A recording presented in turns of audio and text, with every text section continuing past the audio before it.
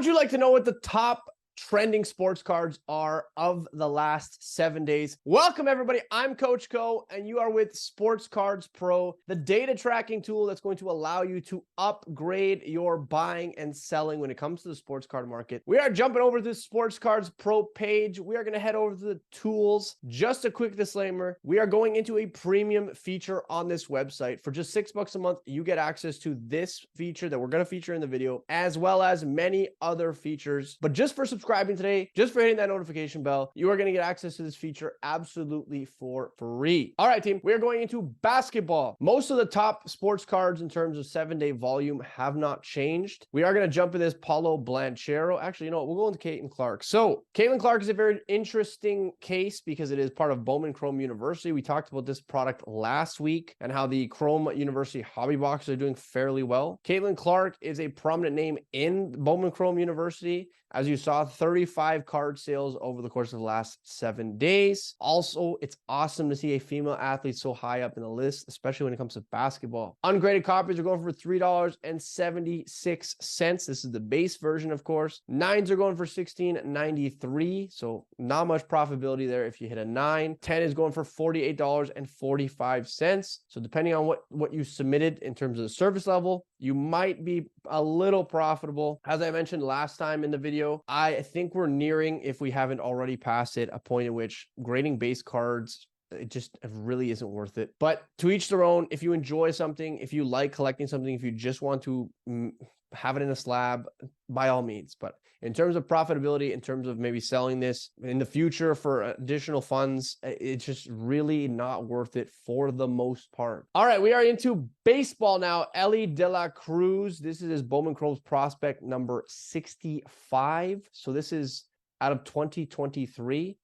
This is actually not his rookie card. So there we have a prospect card, and then we have another card in the 2023 set. This is the set afterwards. It's like a weird in-between rookie and prospect card. Don't ask me. I mean, it still is a prospect card, but it's not his first prospect. This card is on absolute fire. We're going to go back so I can talk about this. There are 177 sales of this card over the course of the last 7 days.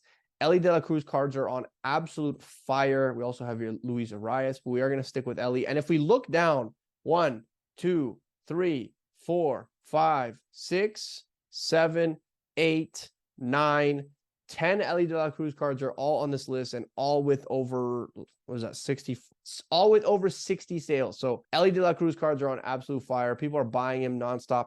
I find it very interesting, however, if you look at Jordan Walker's numbers, who's also a rookie, and Ellie's numbers, Jordan Walker's numbers are actually a little bit better since being called up. And it just goes to show the marketability. I mean, I'm not saying to go and buy Jordan Walker instead of Ellie, because the public wants what the public wants, but sometimes the better player or the player who's playing better doesn't necessarily get the same hype. So I find that very interesting. Ungraded copies were about $1.41, and over the course of 2 months, since this hot streak, they've gone up to $2.78, so double.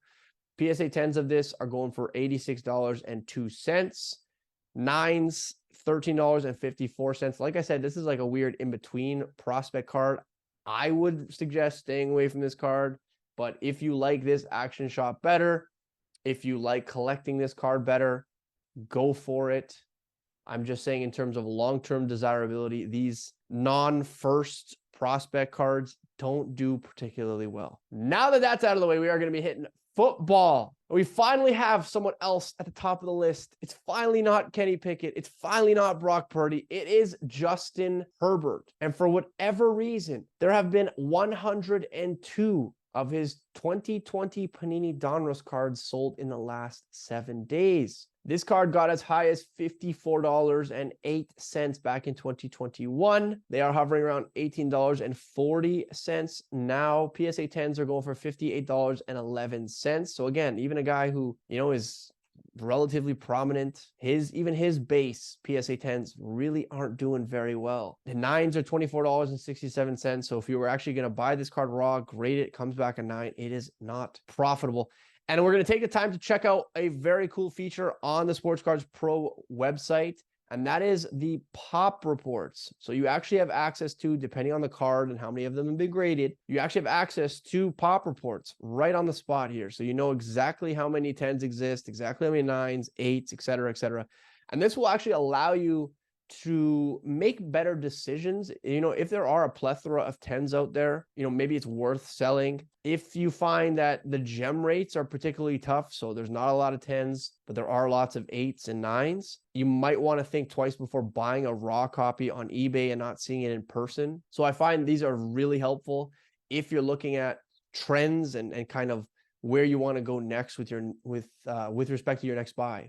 We're going into hockey for our next one. Cole Caulfield is tops this list. We got Shane Wright, Matty Beniers, the usual suspects. We also have Andrei Kuzmenko. So this is a overager. He came very close to winning Rookie of the Year last year. I'm surprised he didn't. Played great for the Canucks. I think he scored over 30 goals last season. His ungraded copies upon release, they were going for $27.56. They have since come down to $20. As I've said numerous times on this channel, if you want to buy something and like own something long term, I would highly suggest just waiting. Just wait, because all you have to do is wait a little bit. See, what is this? 2 months? Let's say a month and a half, 2 months. And I mean, it's down, I don't know, what is that? 15, 20%, probably more, 25%. 9s are going for $37.92. So it's a little bit of profitability if you hit a 9.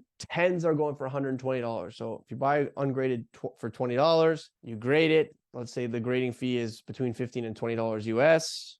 $40 all in, $120. I mean, that's profitability right there. We are going to go into our next category, and that is soccer. Tops this list are the usual suspects: Ronaldo, Messi, Neymar. You know what? I'm going to stop for 2 seconds and explain how interesting this is. So another thing you can use this feature for is to determine whether or not you should buy something. Let's say someone's selling a parallel of a certain player, even if that's not the specific card that's hot right now, but if that player is hot, so like for instance, Ronaldo is high on this list always, Messi is high on this list always, Mbappe, Haaland, like, so if you find a parallel of one of these players, it's a little bit easier to make a decision on whether or not to buy it, because similar in general, their cards tend to sell, right? So whereas if you were to come and we haven't seen, let's say, Micah Parsons once on the NFL list, if someone were to come with you a Micah Parsons number to 10, unless you really like Micah Parsons, it might be worth just not necessarily grabbing it. I hope that helps. We're going to go to Ronaldo's number 154. This is from the 2018 Panini World Cup